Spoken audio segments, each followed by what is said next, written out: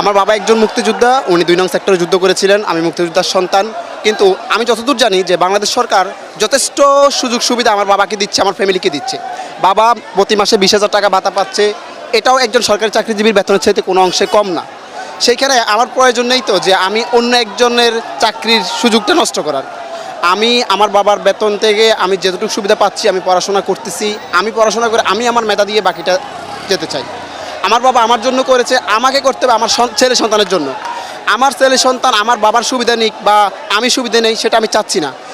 এই দেশ সবার দেশ, সবারই অধিকার আছে। বিশেষ করে যারা মেধাবী, প্রতিনিয়ত আমরা দেখি, আমি হলে থাকি, ঢাকা ইউনিভার্সিটির স্টুডেন্ট, আমি দেখি যে আমার ভাইয়েরা কী পরিমাণে কষ্ট করতেছে, আমার সিনিয়র জুনিয়র বেস্টমেটরা প্রতিনিয়ত কী পরিমাণ কষ্ট করতেছে একটা চাকরির জন্য। সেইখানে আমি কেন পরিশ্রম বিনা আমি কেন সুযোগটা নেব? আমি এই জায়গায় আমিও চাই ওদের সাথে আমি লড়তে। যদি আমি মেধায় ওদের সাথে না লড়তে পারি, তাহলে আমি কিন্তু আমার মেধার পরিচয় দিতে পারবো না। যোগ্য না, তাহলে আমি যোগ্য না। আমি দিন শেষে দেখা গেছে ওই সেক্টরে গিয়ে আমি আমার কী করতে পারবো না, আমার প্রতিবাদ আমি প্রকাশ করতে পারবো না। ফলে আমাকে আশ্রয় নিতে হবে অন্য, হোক সেটা দুর্নীতি, হোক সেটা লবিং, যেটা হোক না কেন আমাকে সেটার আশ্রয় নিতে হবে। তো আমি চাই হচ্ছে সরকার কোটা ব্যবস্থা যেটা পূর্ণবহাল রেখেছিল 18-এর পরিপত্রে, সেটা বর্জন করে যাতে আমাদেরকে সংস্করণ করে, বর্জন না আমি বলবো না যে বর্জন করেন, সুবিধা দেওয়া হোক, তবে এটা সীমিত পরিসরে এবং এটা সন্তান পর্যন্ত রাখুক, নাতিনাত পর্যন্ত না, সন্তান পর্যন্ত সেটা সুবিধা রাখতে উচিত। আমার জানার মতে সন্তানের মধ্যে মনে হয় আমি সর্বকনিষ্ঠ, যেহেতু আমরা 5 ভাই বোনের 6 ভাই বোনের মধ্যে আমি সবার ছোট। যুদ্ধের সময় বাবার বয়স ছিল হচ্ছে 22-21 আর আমার জন্ম হচ্ছে 1999। তো সেই হিসাবে আমার মতে আমি মনে হয় সর্বশেষ প্রজন্ম মুক্তিযোদ্ধার সন্তানের মধ্যে। আমার পরে মনে হয় না কেউ আর মুক্তিযোদ্ধা সার্টিফিকেট দিয়ে অ্যাপ্লাই করার মতো রাইট রাখে। আমার মত মানে মাস্টার্স রানিং চলতেছে। আমি চাই সরকারের যদি সুবিধাটা দিতেই হয় সেটা 10% রাখুক, বাট এটা সন্তানের জন্য, সন্তানের পরবর্তীতে আর কেউ যাতে এটা সুবিধা না নিতে পারে। এটা একটা প্রথম কথা। আর যেটা বললাম যে যদি টোটালি না দিতে চায়, তাহলে এটা হচ্ছে বন্ধ করে দিতে হবে।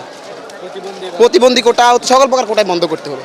প্রতিবন্ধী কোটা বা অনেকেই বলছে যে উপজাতি, নারী, প্রতিবন্ধী এগুলার কিছুটা প্রয়োজন রয়েছে। সেক্ষেত্রে নারী কোটাও আমি এটা সাবমিট করতে পারতেছি না। নারী কোটা কেন প্রয়োজন?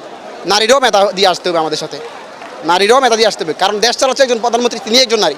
উনি যদি এই পর্যন্ত আসতে পারেন, তাহলে আমাদের আপুরাও আসতে পারবে এই পর্যন্ত। সংসদের প্রধান স্পিকার যে, সেও কিন্তু একজন নারী। ওরা যদি মেধা দিয়ে আসতে পারে, তাহলে এই ক্ষেত্রে কোটা কেন প্রয়োজন হবে? ওরাও মেধাবীদের সাথে মেধা দিয়ে এই জায়গায় আসতে হবে। সো আমি চাই যদি কোটাটাকে যদি সংস্করণ করা হয়, সেটা 5 থেকে 10% রাখা হোক মুক্তিযোদ্ধার সম্মানার্থে। হ্যাঁ, মুক্তিযোদ্ধা যদি সম্মান দিতে হয় 5 থেকে 10% দিক, এবং ওইটা সন্তানের জন্য, নাতিনাতকুরের আর জন্য প্রয়োজন আমি মনে করতেছি না। ঠিক আছে? আর আমি একজন সন্তান হিসেবে প্রাউড ফিল করতে পারি এই জায়গা থেকে যে আমার বাবা একজন মুক্তিযোদ্ধা, আমিও ন্যায়ের পক্ষে আজকে এখানে দাঁড়াইতে পারছি। আমি যদি হাতে চুরি পরে হলে বসে থেকে ভিডিও করে যদি আমিও বিরোধী আন্দোলন করি, তাহলে আমার ভিতরে মুক্তিযুদ্ধের চেতনা নেই। আমি কখন বলতে পারবো আমার ভিতরে মুক্তিযুদ্ধের চেতনা আছে? আমার বাবা 71 সালে ন্যায়ের জন্য লড়ছে, আমিও আজকে সাধারণ শিক্ষার্থীদের সাথে ন্যায়ের জন্য আমি এই রাজপথে আসছি।